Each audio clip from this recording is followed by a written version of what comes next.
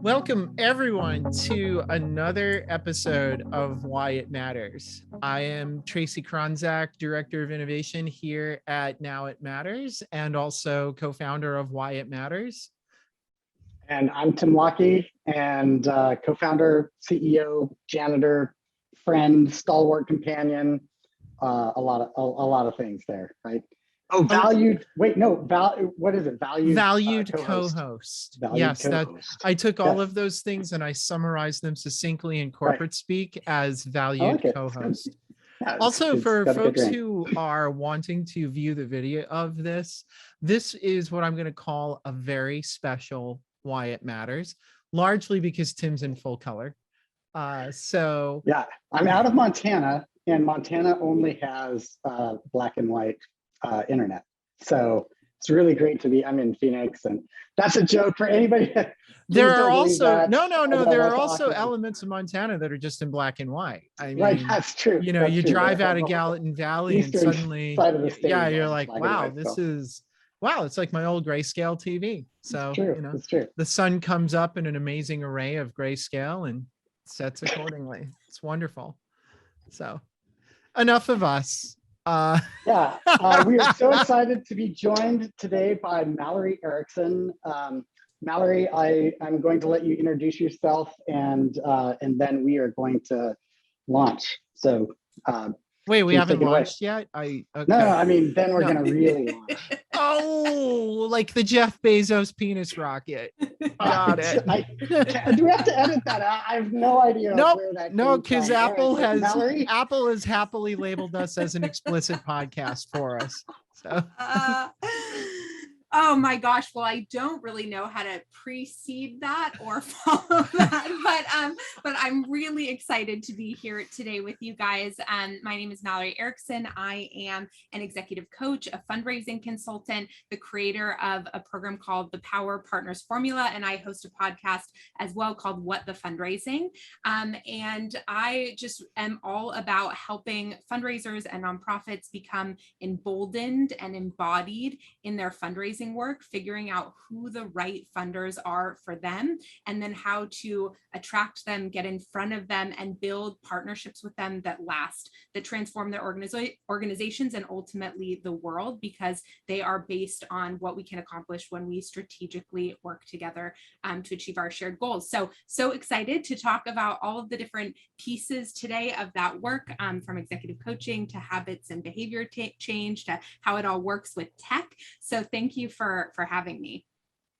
Yeah, and I'm really excited to have you, because I've gotten to know you over the last couple of months, and every time we talk, I leave the conversation really excited about life in general. And some of that is I think you know what you're about in a way that a lot of people don't. Like, and that was one of the things that struck me the first time I talked with you is you've been on a journey. And it's led you to this place where you really you're rethinking fundraising, first for yourself and then for others. You've questioned so much about who you are, what you do, why this is important. And then you've turned that into, how do I help accidental fundraisers like me who are in situations like that? And so I'm curious, how did you get here? How did you come to the place where you knew that was what you're about, and to feel so comfortable with that? Mm-hmm. Maybe I'll start by saying, after spending many years feeling disconnected from my true self. So, you know, you said the word accidental fundraiser. I say that a lot. Like so many people in the nonprofit sector, I sort of got promoted up through the ranks and found myself in a managing director role and then an executive director role that came with big fundraising responsibilities. And I hated it. I mean, if you had asked me my least favorite thing when I was an executive director, I would have without a doubt said fundraising. And I had a lot of stories about the fact that I was a bad fundraiser because I felt this way. And there was no way that good fundraisers could feel this.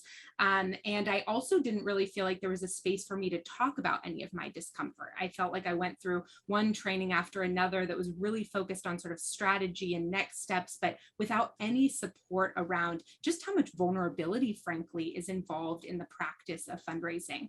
And so I got to this moment in my career where I was like, I don't know if I am going to stay in the nonprofit sector. Like, is this really for me? If this is what it looks like to be a nonprofit leader, this fundraising thing that I can't get to feel natural or good for me.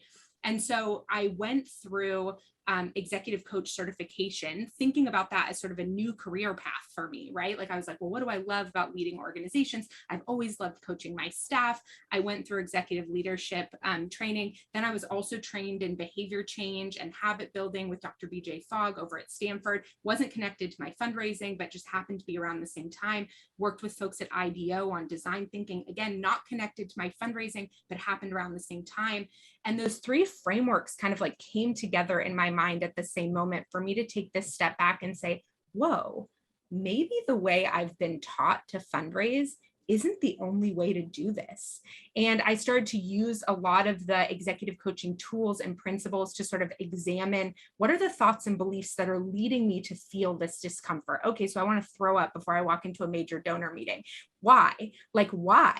You know, what are the thoughts and beliefs that are leading to that level of anxiety and stress? And how do I start to examine those, unwind those, and do I want to, or do I want to hold those beliefs, right? Or do I actually, when I really look closely, believe something really different than what my sort of conditioned tendencies have been? And so first it really started with me. And I ended up, once I did that work, taking an organization from 1 million to 3.8 really fast, because I sort of built this sort of multifaceted framework that combined strategy with executive coaching, with habits and behavior change, with design thinking into my fundraising activity, and blew the top off that. Then I started to talk to other women like, hey, have you ever felt uncomfortable asking for money? Other fundraisers. And, you know, more and more there was sort of this like, oh yeah, like, are we allowed to talk about that now? But it was still, honestly, still a whisper.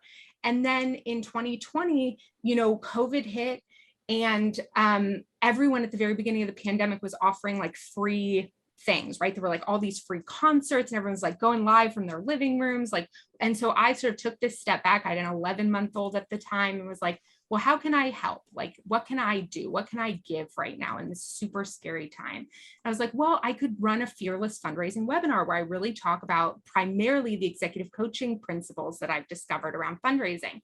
So I put this little blurb online. You guys would be so embarrassed. I don't even think it was linked to my website. Like, the tech was really horrific. I don't even know what the form was. You know, I thought I would maybe do it with like 10 people. I just do a little group coaching session.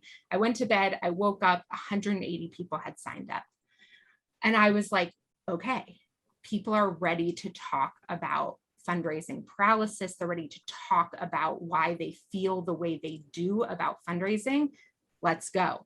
And so I ended up running that little class for free for over 1,000 people in 2020. And that's ultimately what really kickstarted my business to really focus on this type of work, and what led me to then build the Power Partners formula. So it's a long story, but that is what really sort of brings me to this moment. Did you? Yeah. I was going to ask, God, there's so many places where my mind goes, because one area where people are also paralyzed is in how to talk about and understand tech as applied to their organizations. But I think we're going to get into that a little bit down the road in the conversation. What I actually want to ask you is, in that work that began, as it pertains to fundraising in communities that are white, communities that are non-white, communities that are LGBT, have you found any trends in what the summation of those fears look like, and commonalities in what different communities are articulating as what's holding them back? You know, I'll be really honest to say that I've never segmented to sort of see if there are differences. And so I think, and the Power Partners formula community is incredibly diverse.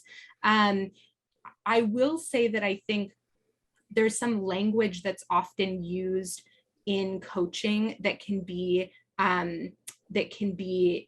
like exclusionary, and that I think it's really important to have awareness around, like the word authenticity. So I talk a lot about alignment, right? Like, what does it mean to be aligned, an aligned fundraiser, where the actions that you're taking are aligned with who you are and who you want to be. And you started this off, Tim, by saying that I struck you as somebody who really knew that. And I think one of the things that happened for me is that for many years, I didn't know that. And then I slowly kind of started to honestly blow up my life in different ways that were out of alignment for me. I ended a really long relationship right after buying a house with someone, right when my engagement ring was done. I ended a relationship because I was starting to have this like personal awakening. So then I got all these other areas of my life into alignment, but fundraising still wasn't there. Like, I still couldn't figure out how to get that in alignment with who I was.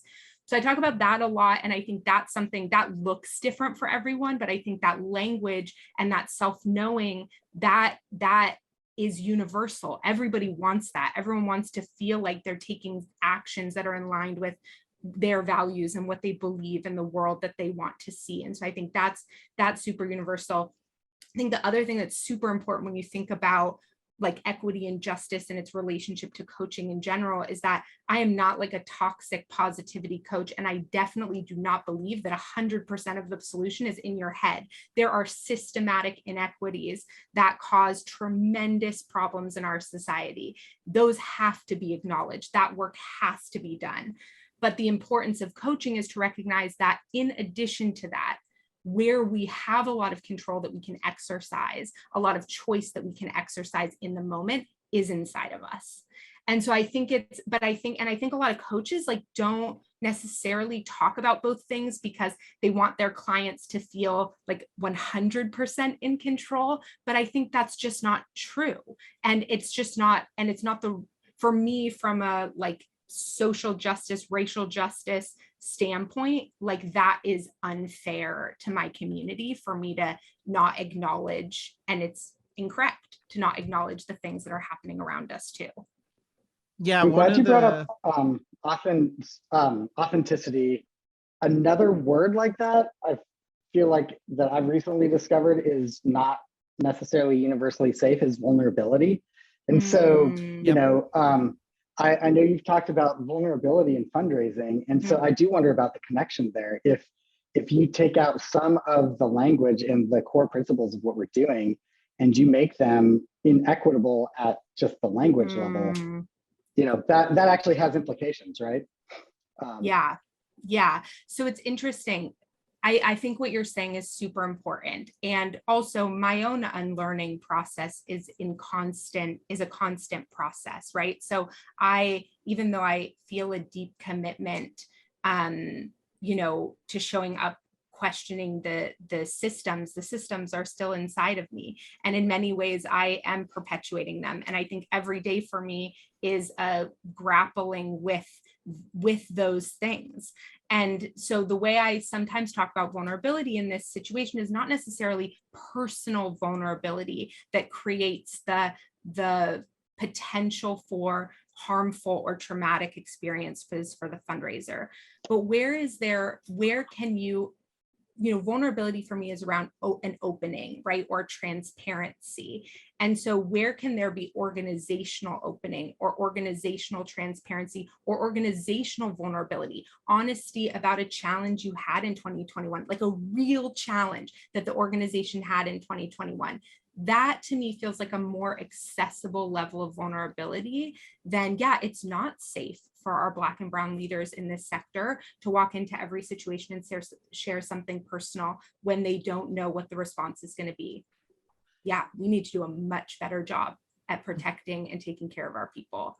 I was going to ask essentially a flavor of the question that Tim just asked, but I want to sort of put a different spin on it because I think we think a lot alike sometimes when we're asking questions of folks. And what I want to go back to, though, is saying I think one of the really interesting things that happened during the pandemic was folks who ordinarily don't need to deal with crushing externalities applied to their lives finally had to deal with them, right?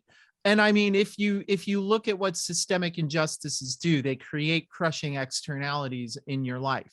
Sometimes they're small, sometimes they're huge, but the net effect is distracting your brain from whatever the hell it is you need to do next, because you need to consider that as part of whatever's going to happen. So I think one of the areas I wanted to probe into with you was around helping people bridge those moments as a coach, because one of the critiques that a lot of the racial justice movement will say about a lot of anti-racism stuff, to be honest, is that it's very much just holding hands with white folks while they deal with their feelings. But I think you're pointing to something deeper than that. And you're pointing to a change of internal alignment. And I would love to hear more about how that factors into the work that you do. Gosh, it's a really interesting question. And, first of all, I will say, like, I never sort of position myself as either like a DEI expert or an anti-racist expert. Like, I feel like I'm in that work myself with everyone. In the conversations that I've had, though, around trying to sort of process, how do I, first of all, Trudy LeBron, I think, is like one of my sort of go-to coaches around like anti-racist coaching and what does it look like for this industry to really be supporting people more equitably. The very basis of coaching work and of my work with fundraisers is this idea of the cognitive behavior loop, or it's like really this introspection around the cognitive behavior loop, which I was sort of referencing before, which is this idea that everything that we feel is related to the thoughts and beliefs that we hold. And so therefore, every way in which we show up, all of the results that we see, all of that comes back to ultimately a way that we felt that then had us show up in that way. And that way that we felt isn't actually necessarily predetermined, because it was, I had a talk with Dr. Lisa Feldman Barrett, who wrote How Emotions Are Made. And one of the really eye-opening pieces of her work is this idea that so much of what we feel is prediction, is our brain like predicting our emotions into the future, that we use our past lived experiences to sort of quickly save us metabolic energy by trying to protect us in certain ways where we're actually predicting emotion. But when you actually look at the relationship between what's happening in our body and how we're saying we're feeling, it's really based on perception and interpretation. So our body feels a sense of arousal before we click send on an email to a donor. It's our thoughts and beliefs that the donor might be mad at me about asking them for more. The donor might, if I ask for more, the donor might not give at all. Oh, but if I send this thank you, they're going to remember that they're a monthly donor and they'll probably cancel their subscription, right? Or their monthly, right? All of those thoughts and those beliefs, that's what actually has us interpret that sensation of arousal in our body as stress, as anxiety, instead of something where actually in our bodies, it's very similar to excitement. But the thoughts and the beliefs, that's actually what makes us feel the way that we do, or the way that we express. And then that stress that we feel holds us back often from taking the action. Like maybe we don't click send on that email. I mean, I feel like one of the things I see with fundraisers in general is just how many like 2 to 5 minute tasks they have on their to-do list that get bumped week after week after week, week after week. Right. And I read this quote the other day that was like, procrastination is not a time management issue, it's an emotional management issue. And that's exactly what we're talking about here. Right. And that goes back to the thoughts and the beliefs. And so I think also related to what you were saying before is just like with everything, all of this has to do with unraveling those thoughts and those beliefs, those conditioned tendencies, and renegotiating those things in our brains and in our bodies. And I think for white leaders, if you need handholding, then you should find a space of other white leaders to the people who can help handhold you through that process. You need to have awareness around what you need and not continue to put the burden on Black and brown leaders to do that work for you. But it is, and you need to really be honest with yourself about whether you're willing to look at your own thoughts and beliefs, because I think that's often the disconnect between the study of something and letting yourself be coached around it, right? We can read all the self-help books in the world. Advice is not examination of your own thoughts and beliefs. It's not rewiring those things. It's an article, it's a chapter in a book, it's someone else's story. It doesn't become ingrained in you until you really are honest about the thoughts and the beliefs that you're holding.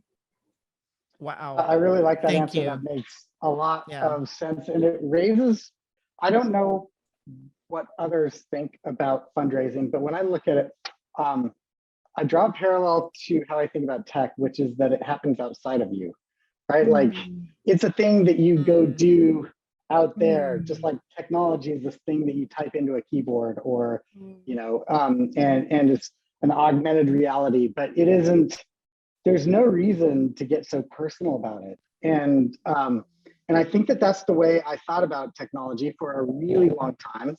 And, you and I have talked, so you know that I'm very much talking about the human stack these days, and that, that's a really important thing.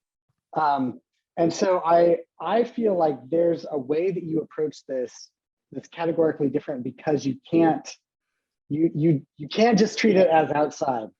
There's a lot of your work that is, you have to reconcile who you are first before you're going to see success out there. And I do think that that's true of technology as well. Not that anybody here asked, but that is that's my platform that's similar to yours, is that there's so much around fear in technology. There's so much around, I should be able to do this. There's so little, leadership around, here's how executives should think about leading a technology team. Like there are these massive disconnects, but none of them are in the API, and they're not interoperability. And so they are invisible. And so I love your work, because I do feel like you shine a light on the most important part of that, which is inside of us. And I just don't see that often. I also, this is very long here, but I also, I'm not actually a suspicious person, but when I hear people talk, I'm like, I wonder if that's true about them. You hear leaders talk and you're like, I don't know, is that who they really are? And so I know the degree to which you have done this level of self-examination, because the first time that you and I talked, you told me a story about you demoting yourself. And I A, people don't do that. B, they don't tell people they do that. And C, they don't tell people they do that on the first call with them. And you hit me at one of the lowest points that I've been in years. And it was so refreshing to hear somebody else that was struggling and had struggled in their past. And so I feel like you kind of put out a challenge. Hey, if you're going to do this, you have to think about it this way. I think people should hear you talk about the time that you demoted yourself, and what went into that, and what happened next. Yeah. And I maybe just want to even start by saying that, so much of my work, it's so interesting, is actually not that it's this way. It's because I don't really now anymore operate in a binary world, right? It's things need to move in your way. And if they don't, then they're not going to feel good, and your way and my way might not be that different. It might be super similar actually, but me ghostwriting an email for you that's not your voice, you're probably never going to click send on it because it's not your email.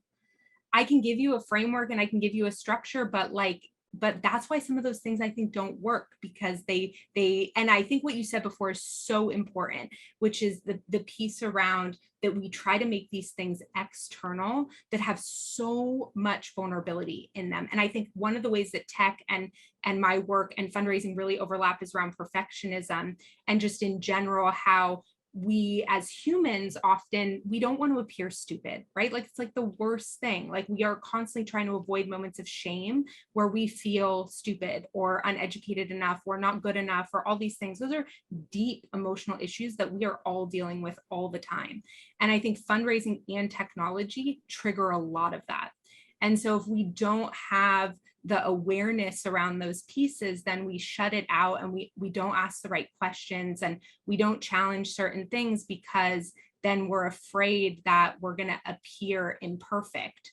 And that, which is another framework of white supremacy. And so it's like, it's all so connected. But okay, I'll answer your actual question. Well, now. Sorry, no, before you do that, sorry, to layer one of, then you add philanthropy's inability to they have to be seeing results to keep funding cycles going. And in a world of imperfect or impossible measurement standards, I think fundraisers are often challenged to say, what's the right thing to do here? I don't really know. And I know what our funders are wanting to hear. So I'm just going to put this on the report because I don't know that it's not true, but I also maybe don't know it is true. Like that, I feel like fundraisers get stuck in that all the time as well. And that links back to a view of, every dollar goes to a kid, and perfectionism, where there's no room for any kind of risk or innovation, because if you get it wrong, the funding all dries up. And one article and it's gone, right? So my old boss, who used to work at a racial justice organization, made peace with that phenomenon, Tim, long ago, far away. And what he used to say was, never, ever, ever let the truth get in the way of a good story. I think it's so horrifying, and it's such a great quote. Let me can I say a little something about what you just said? Because I think it's so critical. I think a lot of our internal narratives around what our funders need to hear, what our funders need to see, comes from the way that foundations evaluate nonprofits. And it is a tiny percent of the actual pie. And for many organizations, it's a really tiny percent of the actual pie, but they're letting that narrative drive all of their behavior with their individual donors who actually don't need that story. And what I want organizations to understand is that they have the opportunity to write the narrative around the organization. I got tagged in a post yesterday about Charity Navigator and what I thought about it, and I kind of went off. And the thing that I said was, look, if you have a bronze Charity Navigator score, 50 out of 100, because you decided to pay staff living wages, because you decide to try an innovation and risk that ultimately have the ability to eradicate a problem instead of continue to fund it year after year after year after year, because you made other smart leadership decisions, put that freaking thing on the homepage of your website, talk all about it, celebrate it with your donors. That is exactly what I would do. I would say loud and proud, we got a 50 out of 100 on Charity Navigator because we decided to prioritize these things. This system doesn't value that, but we know that you do. And over here, we do too. And we're really proud to stand in that integrity with you. God, you know what's amazing about that is, I'm thinking through my own reactions as somebody who, from time to time, people will ask for money or support for something, right? And I find myself going through exactly the emotional process you just said, and that is, if somebody asks me for money for something, either a friend who's like, my cat just went into surgery, here's what my real bills look like, please help, or, our nonprofit is doing this thing, I don't look at that as a funder and say, well, before I help you with your cat, can you tell me whether or not you've spent all of your WIC allocation on fruits and vegetables, or did you buy some chocolate there? Right? Or like, before I fund your nonprofit, can you please show me your full 990 and your salaries? I'm like, no, major donors in general, and grassroots donors want to know that there is values alignment. And that takes it all the way back to what you were talking about at the start of this conversation. And that is, there's a separation of alignment that's happening more and more, that the pandemic in explicit has made very obvious. And that is, institutions that are just going back to business as usual are no longer in alignment with where people are learning they have to go, needed to go, or want to go, living through the past 2 years. And that's extraordinary that you give folks a framework in which to encapsulate that experience. I just want to say I'm kind of blown away. So thank you for that. Yeah, well, I appreciate that. And I think this actually goes back to the question that you asked him about when I demoted myself. I think, look, we grow up in this, I grew up in the US in a society that values certain things and verbalizes and teaches you those values in so many different ways. And so much of our motivation becomes related to the validation from others, and what we believe makes us valuable or good or, admirable, any of those things. And I just found myself where I had worked my way up to the top. And I remember saying this to you when you and I talked for the first time, and I got there and I was miserable.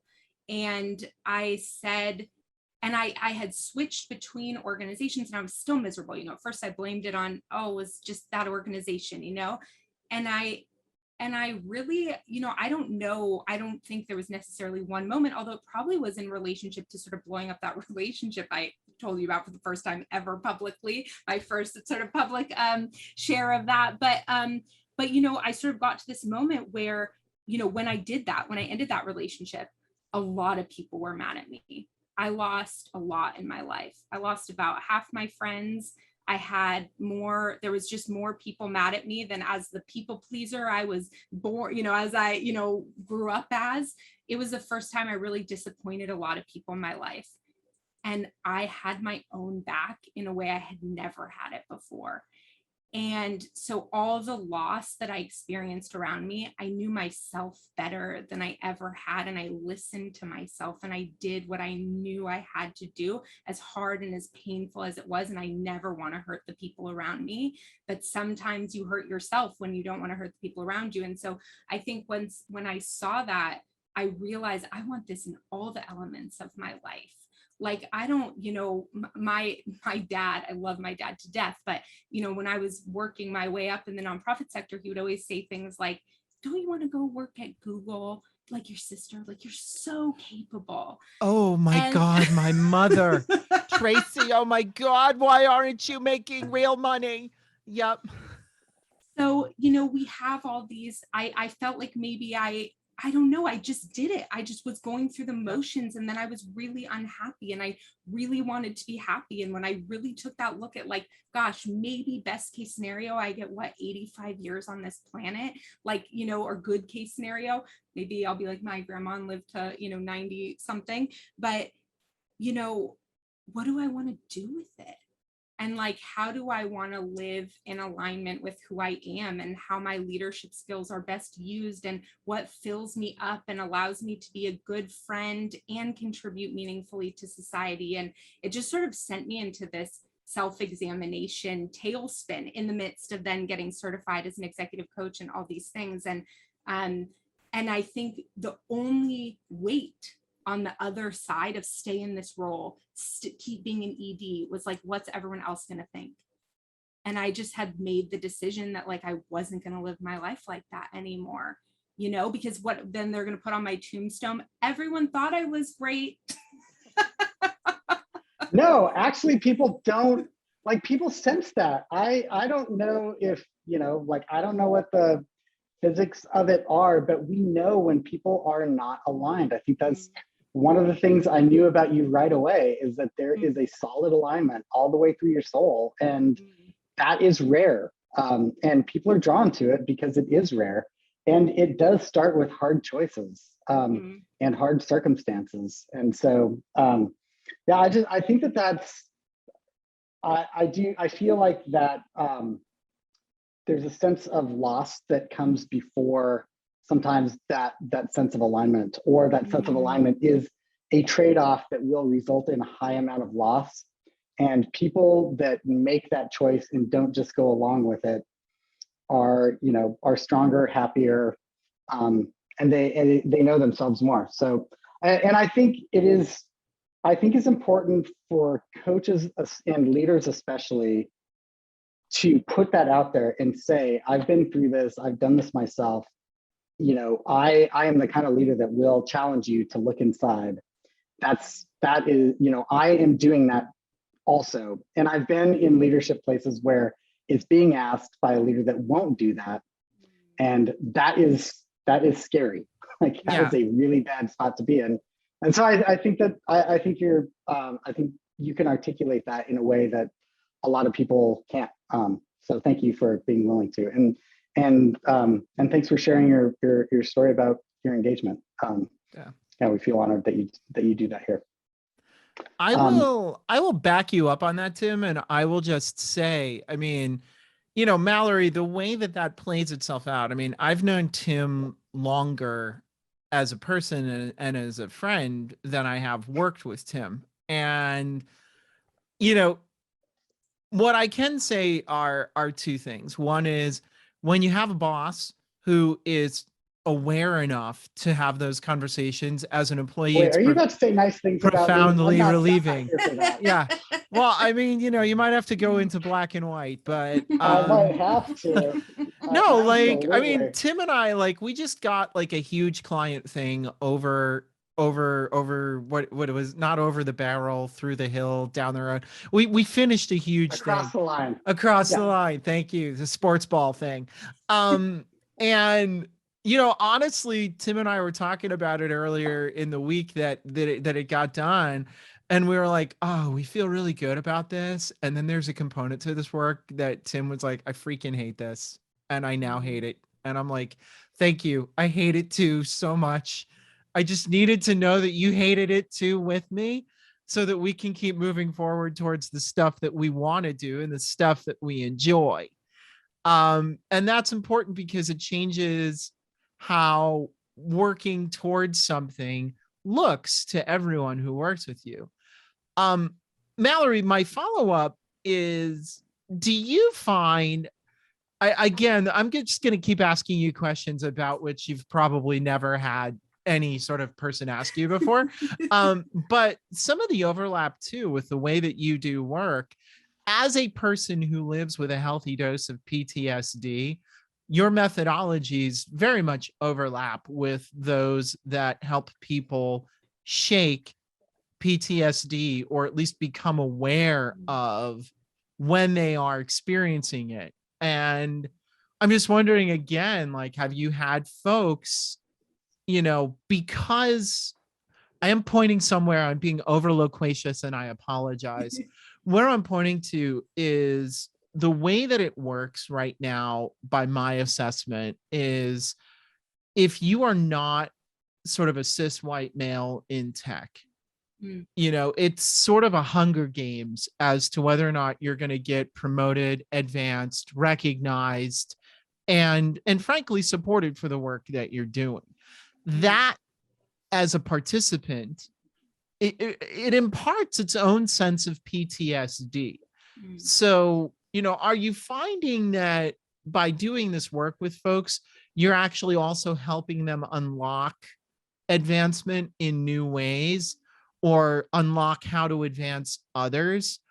Because, getting to that finish line, I used to joke it was like Hunger Games in my 30s. And now that I'm 40s, I joke now that the motivation is the picture of the glue factory they put on your desk, right? So, are you finding helping folks unpick that is helping advance I know that's rather loquacious, but I was trying to drive at a point and I'm not quite clear I got it all out. You did. I think you did. I think I understand. And if I'm just going to be really like open myself, I'll be honest to just say that sometimes one of my biggest fears is helping or providing a framework where someone can build their confidence and their self-knowing and their alignment in an environment that isn't going to support them. And I'm afraid of what that will mean. And that's something I also really grapple with every day, and kind of a choice I've had to make around continuing with my work, even though I can't fix everything around everyone. And that I try to build in exercises and community. It's a big part of the reason why Power Partners has a monthly group coaching call and an open Facebook group at all the time, is to say, I can't make your board better through this program.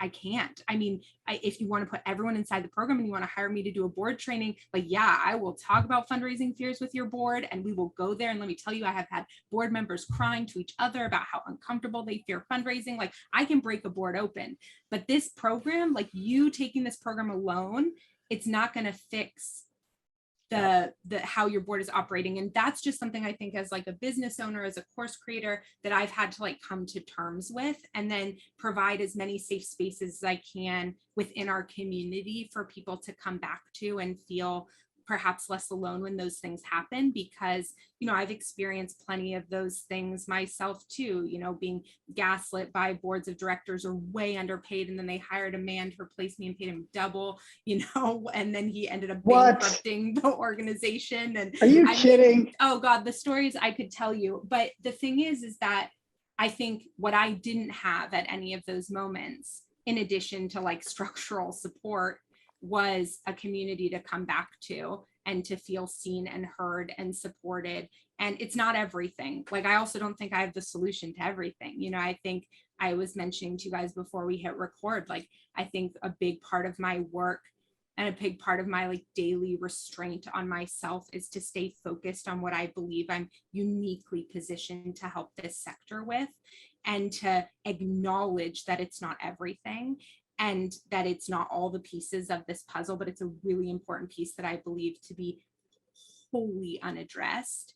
And I just really like laser focus on it, because I think if I'm going to make an impact in this sector, it's going to be because I didn't spread myself thin across all the pieces of this puzzle. I am so glad that you brought up the isolation factor, the isolation inside of organizations, because I recently converted my thinking on that, and it's not going to sound like I'm with you for a minute. So I am, and I just want to say that up front. So here's what happened for me, is that in the technology space, and I'm sure it's similar in the fundraising space, if someone really advances, there's a pretty high probability that they're going to jet to a different organization after that, or they're going to jet to a different career through that, and they're going to leapfrog into a different type of role. And we've seen this, since I started. I mean, that's what happened to me. That's what happened to Tracy, all of my staff, everybody else in tech, like in the nonprofit space. We talk about this accidental admin, and I think that there are two pieces of that. One is, it is tragic that it's accidental. As an economist, it makes me angry that this is accidental. What that means is that we didn't intend for it. We didn't intend to create fundraisers. We didn't intend to create, technologists here. They accidentally showed up. That does not happen in the for-profit world, because there's capital investment in capacity. So like, that's an indictment. And I think it's heroic for the people that have taken that on and done it. But at an ecosystem level, that's an indictment, and we should see it as that. Second thing, though, is that when we put together, and there's a lot of similarities between the work that we've done in terms of our human stack work and the work that you've done. One of the differences is that we create a team to work we create teams inside the organization, and we have a team on our side that works with those teams. And in the last month, I've realized that we are decreasing the probability that individuals that work with us on the client side will leave that group, because what happens in the tech space is that the isolation, you're really excited about what you're learning in the technology, and you're excited about what you're accomplishing, and there's nobody in that organization to share that with. And probably your spouse doesn't even share it because it sounds like mumbo jumbo and it's crazy. So you functionally are repurposing who your community is from the organization that you've been working with to the consulting organization that you are excited, that sees your value, that looks on it and is really excited. We're functionally replacing the belonging key for people, and belonging is like our big driver. Like, we are herd animals. We need a herd around us. And so when we are creating, when our system is creating that team to work with those teams, what we're doing is actually decreasing the isolation, and we're preventing that need to leave. And I'm excited about that. I feel like we've talked about that. I heard, Pond just did a great webinar on this week. But this is a fresh take that I think is really important and worth considering. Is, what happens if we create belonging for those individuals in that organization? That's easier to do when you're doing group teaching or training or have a program, which is what I would say. I think you're right to stay focused on what you're doing. And we've set up different programs that way. And unless you started to structure that in, which I think would be really difficult, I think that is just a natural outcome. And I think that is actually good for people's careers. And that unless organizations pay a lot of attention to belonging, that's probably what's going to happen. And that's just that's part of what happens if you have accidental, roles that are key roles in your organization. So anyway. Okay, I have to comment on something you're saying, because I think you just hit on something that I haven't fully kind of processed before, and is one of the ways in which fundraising and tech is similar and different. But I think there's actually a reason why the technologist and the fundraiser feels isolated, in addition to the accidental component. I think it's also that there is a stigma around both positions. The stigma around the technologist is that people don't understand the technology. It's too complicated. It's too hard. They're isolated because people can't get into the muck with them around it.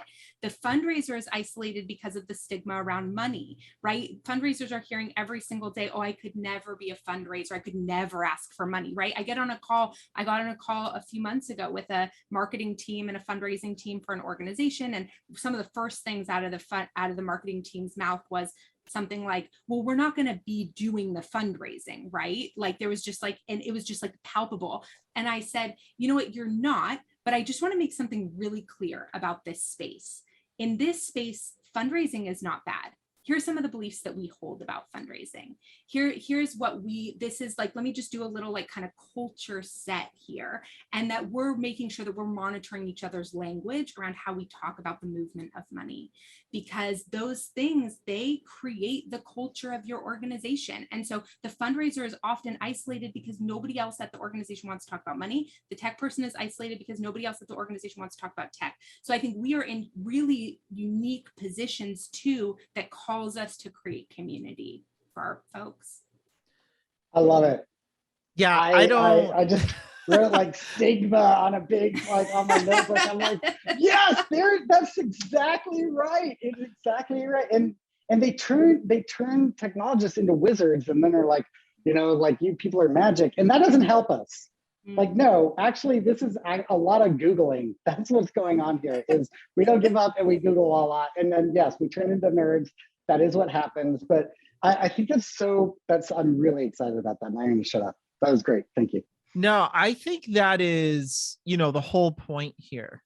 And the whole point is that you have these communities of people who, and by the way, the knowledge is somewhat rarefied that each of these communities hold. I wrote down stigma as well, but it looks like stigmata, but I think it just feels like stigmata. But of course you did. You know, of course you did. Of course. Come on, I had to go there. I know, but, exactly. I think, what I would say is that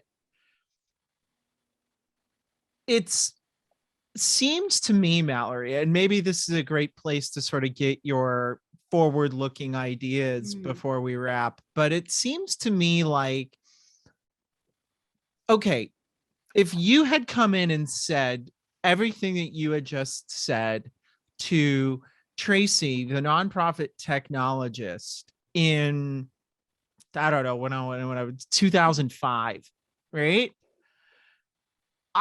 Somewhere in the back of my mind, I would have been like, oh, she's 100% right. And I would have just laughed, because I was going to say, nothing is going to change this. Nothing is going to change this context. I am seeing, and this is where I want to give you the opportunity to say if this is true or not, and also what else you're seeing for folks looking forward. There is a lot more willingness now, 15 years, 20 years later, to talk about issues of culture, of isolation, of inclusion, and how the summary of our individual actions contribute and detract from those. I'm wondering if you're seeing the same, because I feel like this is a positive thing to end on, and also for the industry. Yeah, so I'm seeing the same thing. And I also just want to say to your previous question that I'm not sure I completely answered around advancement.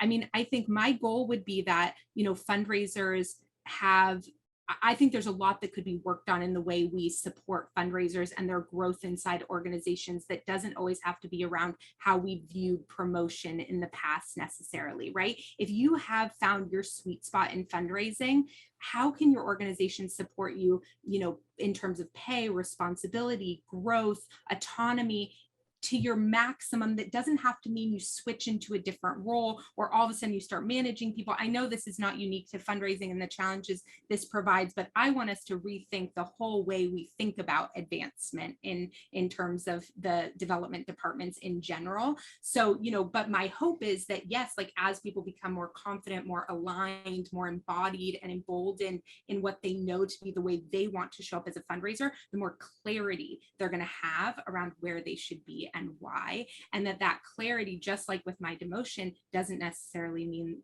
the top, because the top of whose mountain, the top of whose hill, and that clarity involves defining what's your top, what's your goal, what's gonna be right for you. And I think, like you, I'm seeing this this shift in awareness around the topics that both individuals and organizations are willing to talk about and create space for. I mean, I think the Great Resignation is creating some of that pressure, and it's not unique to what's happening in the nonprofit sector.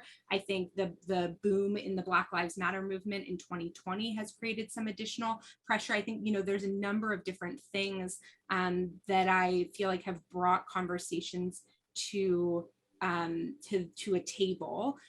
Maybe I'll say it that way. And I think, our job is to keep the conversation at the table, to make sure we have all the right people at the table, that we keep creating space at the table, and that we recognize that this is going to be a process. But I think as a part of all of this, you said this earlier, Tracy, that the pandemic in many ways has awoken, I mean, frankly, like middle to upper class white folks to tensions that have existed in society for a very long time.